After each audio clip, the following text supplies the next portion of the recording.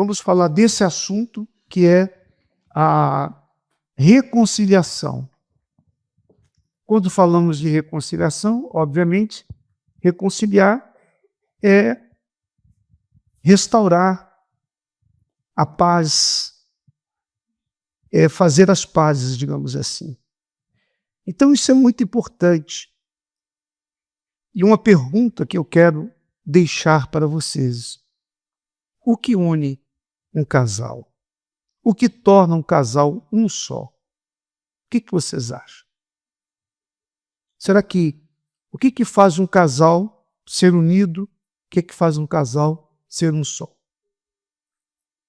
Pois é, mas o que causa a união no casal? O que faz o casal ser um só? Bom, ninguém falou o amor, mas não é. Não, o amor sentimento não. Vocês já viram alguns casais que se separaram mesmo gostando um do outro? Você pode observar isso. Há casais que se amavam, tanto que quando estavam separados, queriam logo se reconciliar.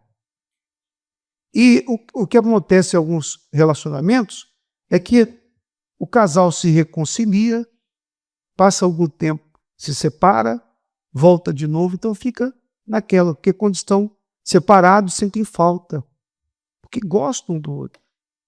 Mas quando estão juntos, não conseguem ficar muito tempo, sempre surge alguma coisa, quer dizer, não houve uma reconciliação. O casamento, eles não conseguem se manter unidos. O que falta para manter essa união? O que faz com que o homem fique unido à sua esposa? O que nos une? Por exemplo, em relação a nós somos a família de Deus. Mas o que nos une? Nós somos unidos pelo quê?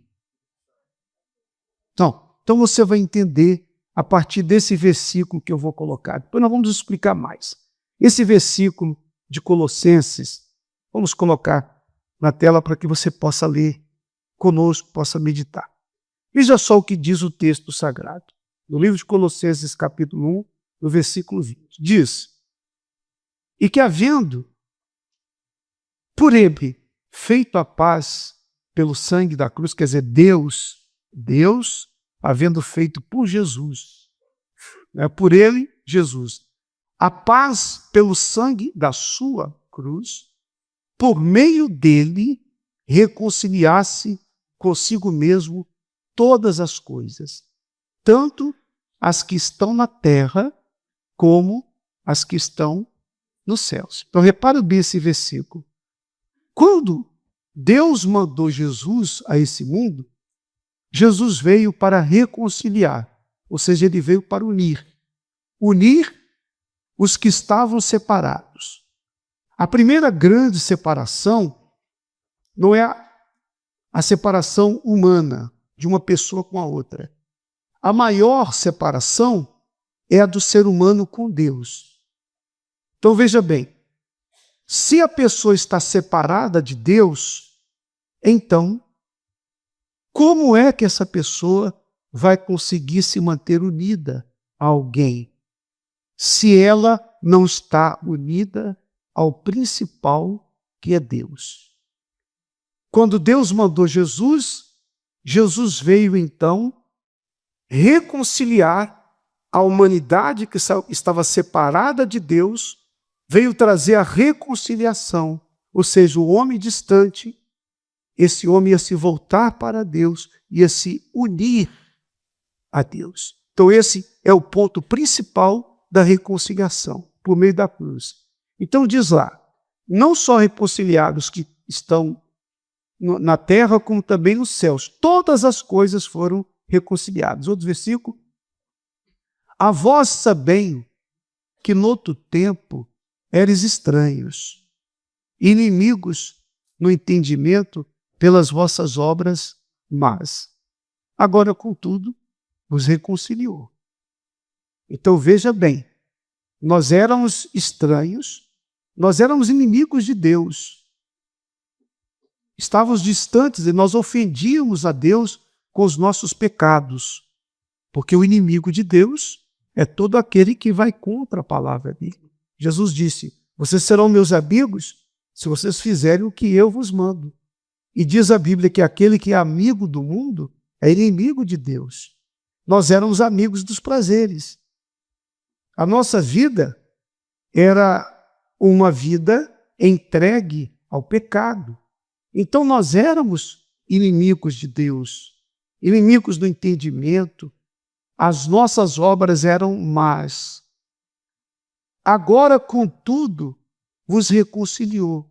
Agora quando? Agora em que nós reconhecemos o sacrifício da cruz. Então, veja bem, a única maneira de nós nos unirmos a Deus foi através da cruz. Não havia outra forma. A nossa união com Deus se deu na cruz do Calvário. Portanto, se a cruz nos uniu a Deus, é a cruz que vai também nos unir uns aos outros. A igreja do Senhor Jesus, o povo de Deus, está unido por conta da cruz, por conta do sacrifício da cruz. E essa união também se dá em relação ao casamento. O que faz com que o homem se reconcilie com a sua esposa, essa reconciliação se dá exatamente pela cruz. Por quê? Porque quando nós nos voltamos para a cruz, a primeira coisa que nós temos que entender é o seguinte: quem é que deve buscar reconciliação? Quem ofendeu ou quem foi ofendido? Quem é que deve buscar reconciliação? O que ofendeu ou o que foi ofendido? Se você ofendeu uma pessoa, quem é que deve ir lá se reconciliar e dizer assim: fulano, olha, me perdoe pelo que eu fiz? Não é você? Claro, a parte que ofende é a parte, cabe à parte que ofendeu a atitude de uma aproximação, de uma reconciliação, porque foi ela que ofendeu, foi ela que fez o que não devia, foi ela que feriu. Se foi ela que feriu, então ela tem que dar o passo para se reconciliar com aquela pessoa. Então, por exemplo, o casal está brigado. Às vezes, moram na mesma casa. Podem até dormir na mesma cama. Não significa dizer que estejam unidos. Há muitos casais que estão separados, talvez não separados fisicamente, porque eles ainda mantêm intimidade de marido e mulher. Mas a alma está separada. Estão separados dos seus afetos. Houve uma interrupção. É o caso, por exemplo, de muitas mulheres que, mesmo ofendidas e feridas e magoadas, elas mantêm uma vida íntima com o marido para que ela não sofra com mais problemas do que ela tem sofrido. Mas ela não é feliz. Não quer dizer que os dois estejam unidos. Estão separados aqui dentro. Veja como isso é importante. E não pense que isso não acontece com pessoas que estão dentro das igrejas.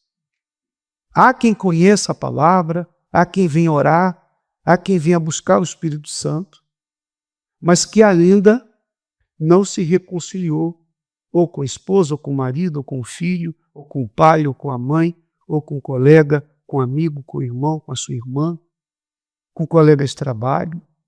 Não houve ainda a reconciliação.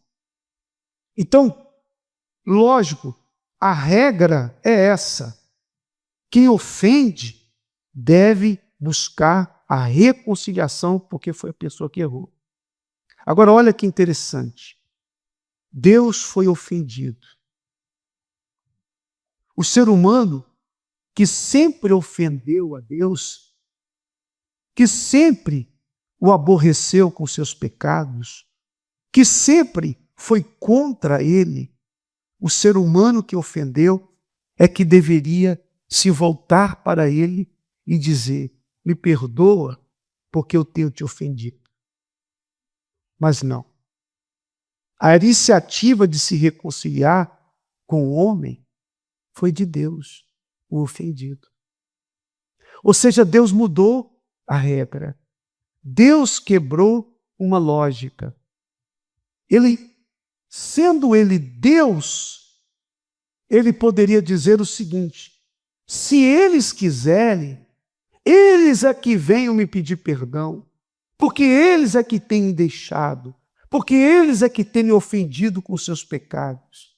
Então eles é que têm que chegar para mim e se humilhar. Mas o que ele fez?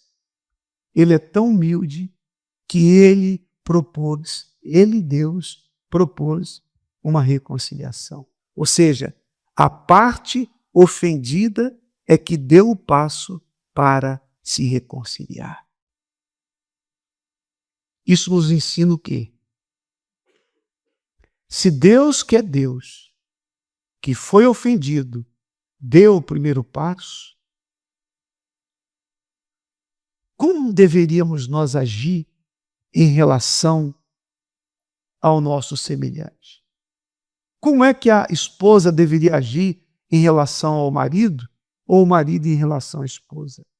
Porque normalmente, como é que nós procedemos? Como que o ser humano procede? Se é o marido que ofende, e por conta disso, os dois estão ali mesmo na mesma casa, mas separados, na alma estão separados. Mas a mulher diz: não serei eu a buscar uma reconciliação. Não sou eu que tenho que chegar para ele e dizer: ô fulano, vamos conversar, vamos resolver esse problema. Ela diz: ele é que tem que chegar a mim. Ele é que tem que dizer: me desculpa, me perdoa.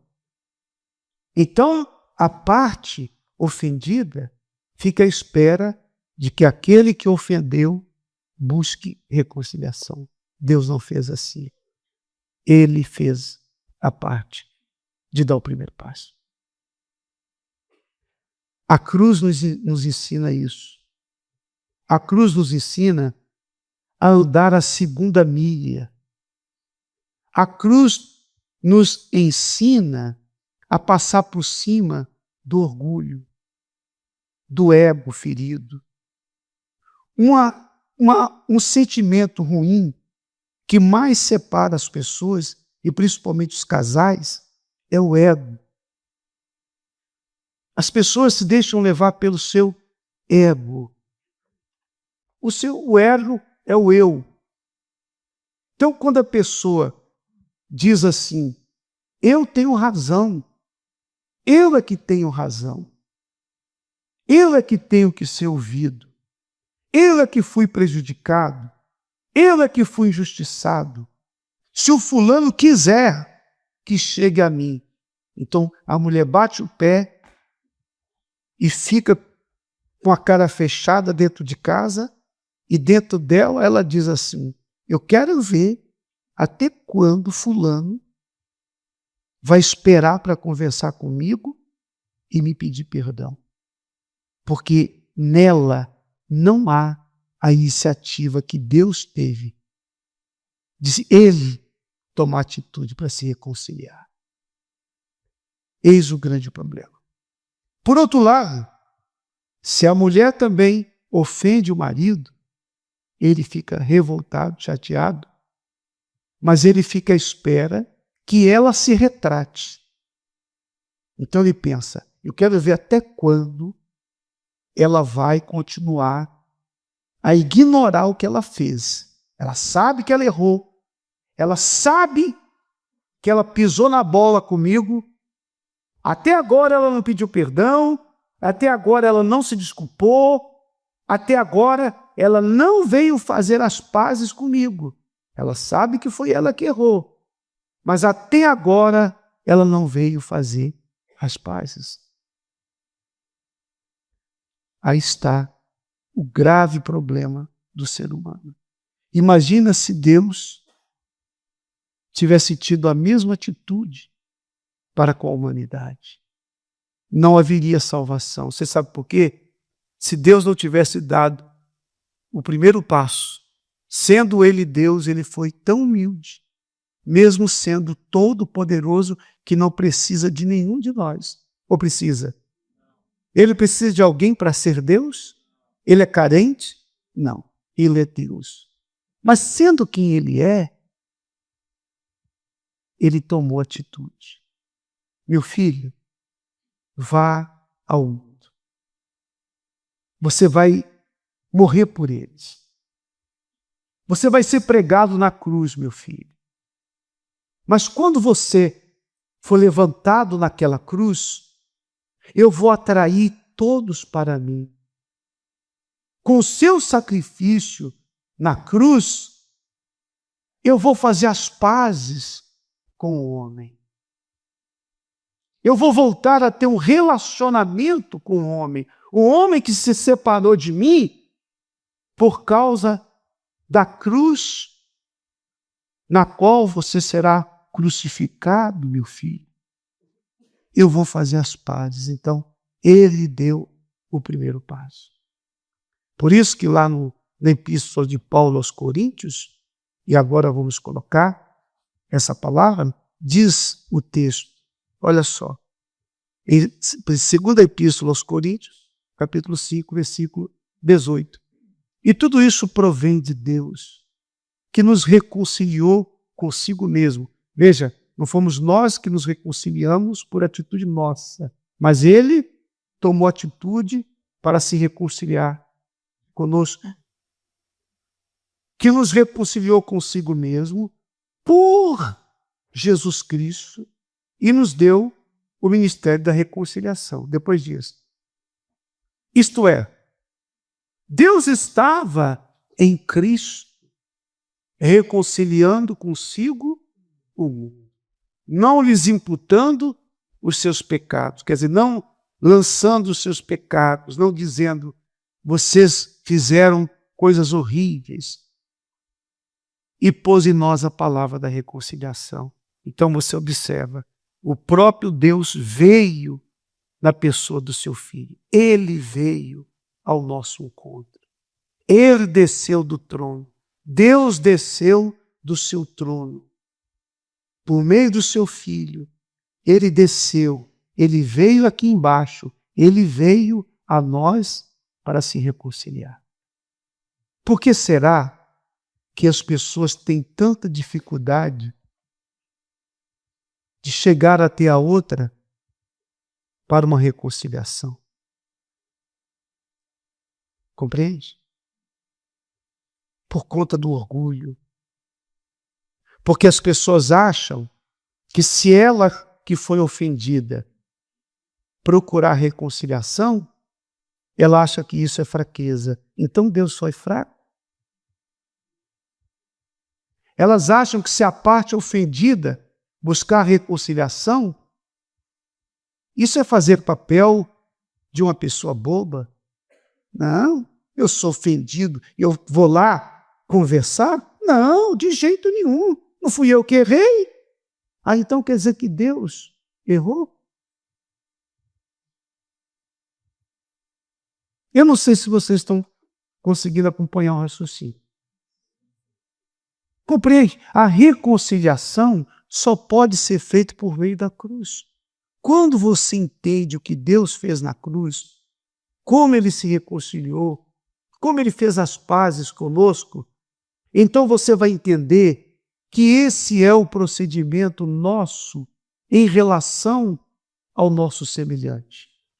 Imagine você. Você não pode esperar que uma pessoa que te ofendeu, a Nubia já vai falar sobre isso, mas você não pode esperar que a pessoa que te ofendeu te procure. Se o fulano procurar e me pedir perdão, eu estou pronto para perdoar. Não. Você perdoa você mesmo pode procurar essa pessoa. Sou bispo. Aí é difícil. Mas foi isso que Jesus mandou fazer. Mas quando foi que Jesus mandou fazer isso? Então veja, Evangelho de Mateus, capítulo 5. Veja lá, versículo 23.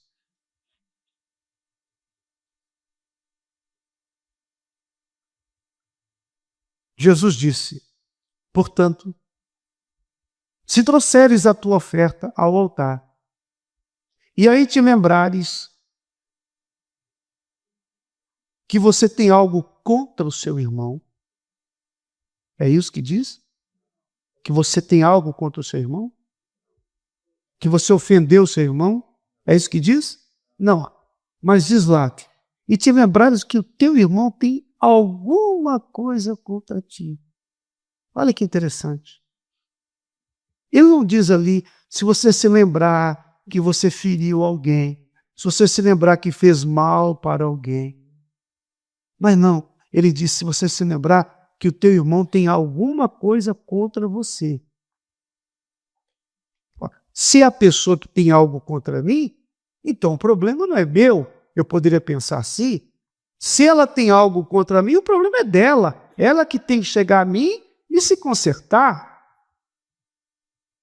Essa seria a regra humana, não a de Deus.